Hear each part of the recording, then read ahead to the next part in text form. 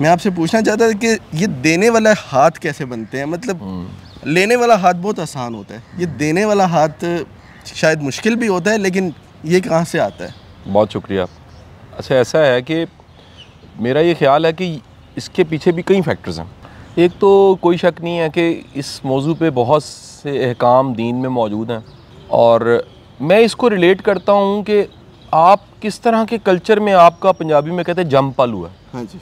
यानी आप आखिरकार आज के दिन में जो आप प्रोडक्ट हैं, अगर आपको प्रोडक्ट के तौर पे लिया जाए तो पीछे पूरा फर्स्ट डे से चलते चलते आप आज के दिन में पहुँचे। बिल्कुल।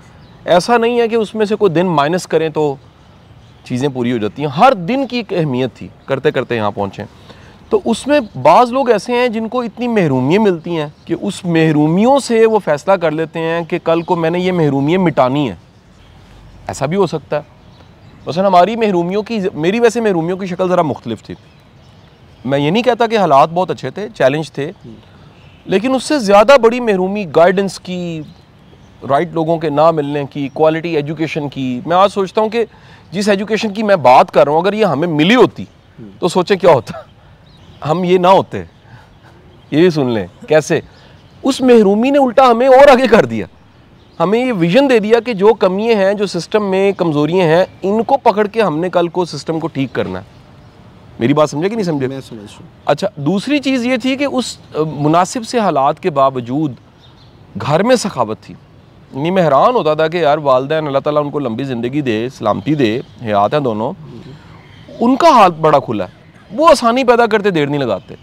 यानी वो जो किसी ने कुछ मांगा है और उसकी ख्वाहिश को पूरा करना है, ज़रूरत को, उसमें देर नहीं लगाते। बल्कि यहाँ तक होता है वो खुद ध्यान रखते हैं कि यार किसी को ज़रूरत तो नहीं है, और ध्यान रखते हुए वो खुद एहसास करते हैं कि यार इसकी ज़रूरत को पूरा कर दिया जाए। फिर एक आपके बिलीव की बात आ जाती है। वो बिलीव आपका इस पूरे निज़ाम पे, इस कायनात के इकोसिस्टम पे जो अल्लाह ताला ने बनाया है, उस पर पूरा है कि यार दिया ज़ाया जाता ही नहीं है। ये हो ही नहीं सकता कि आप दे रहे हैं और वो मल्टीप्लाई होके आए ना।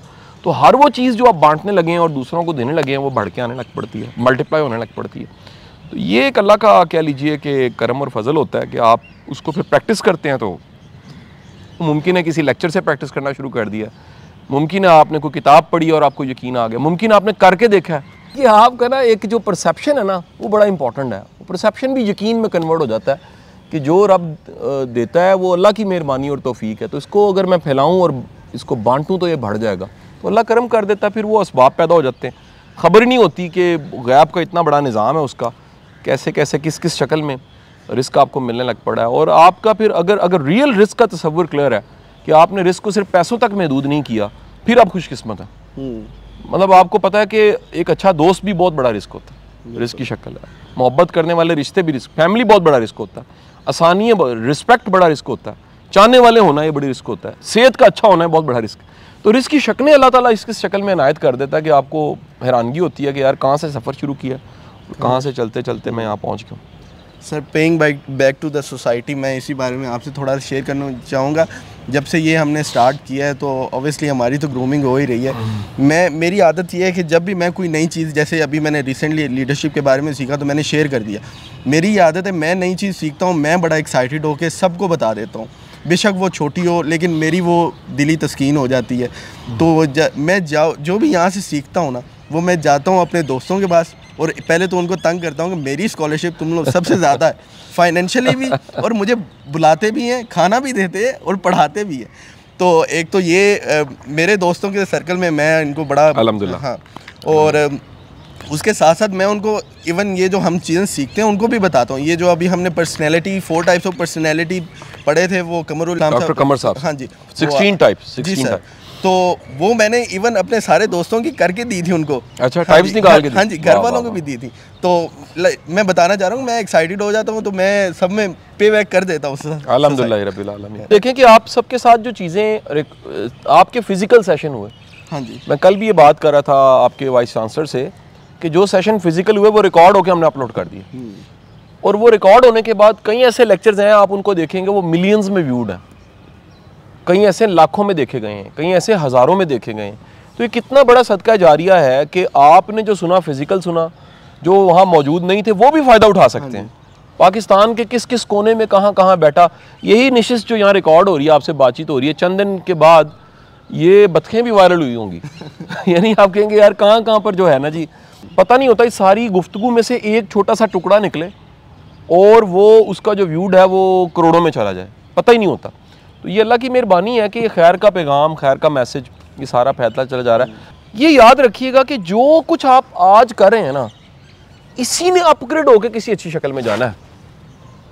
नहीं समझ आई? बिल्कुल। आपके उस मुस्तकबिल की एक एपिसोड और किस्त का नाम आज का दिन है। अगर ये आज रिलेट नहीं ना कर रहा, यानी आपके आज के ट्रेंड को देखें तो उस ट्रेंड से, उस पैटर्न से पता लगना चाहिए आप किधर जा रहे हैं। जैसे हर बड़ा बंदा, उसका बचपन भी गैर मामूली होता सब में है, लेकिन कोई देखने वाली आंख देख लेती है कि यार ये बंदा रूटीन बंदा नहीं है, ये कहीं निकल जाएगा, ये क्लिक कर जाएगा।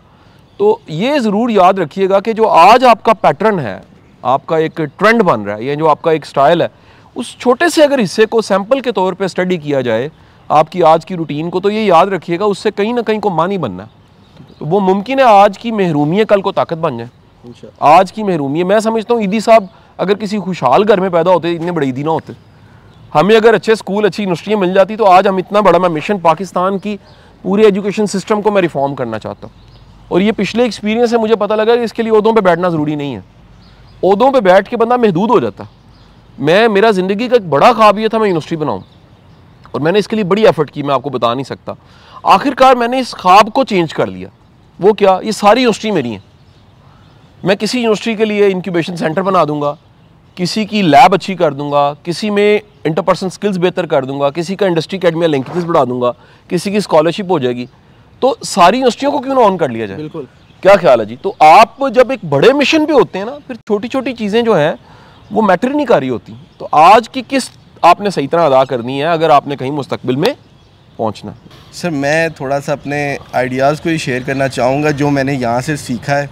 इवन मैं इनके जितना टैलेंटेड तो नहीं हूँ, बट मैंने जो थोड़ा सा सोचा और अपने आप में शेयर करना चाहता हूँ। सर मैं थोड़े दिन पहले लीडरशिप के बारे में सोच रहा था। तो जो ले मैन होता है उसके लिए लीडरशिप यही होती है कि 10 लोगों के आप लीडर हैं।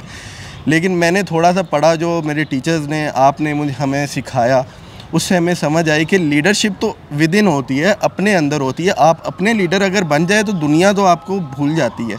तो अगर अपने आप को आप मैनेज करें, अपने आप का दिन मैनेज करें, प्लान करें, अपनी ज़िंदगी को अगर संवार लेंगे तो उससे बड़ी लीडरशिप की एग्जांपल नहीं होती। ठीक बात है। क्योंकि आप बाहर की फोर्सेस को कंट्रोल नहीं कर सकते, आप इंटरनल फोर्सेस को ऑब्वियसली कंट्रोल कर सकते हैं। और अगर आप उनको कंट्रोल कर लेते हैं, उन पे अपना प्रॉपर कंट्रोल अगर हो जाता है, तो that's the finest form of leadership. तो एक ये बात मैं शेयर करना चाहता हूँ।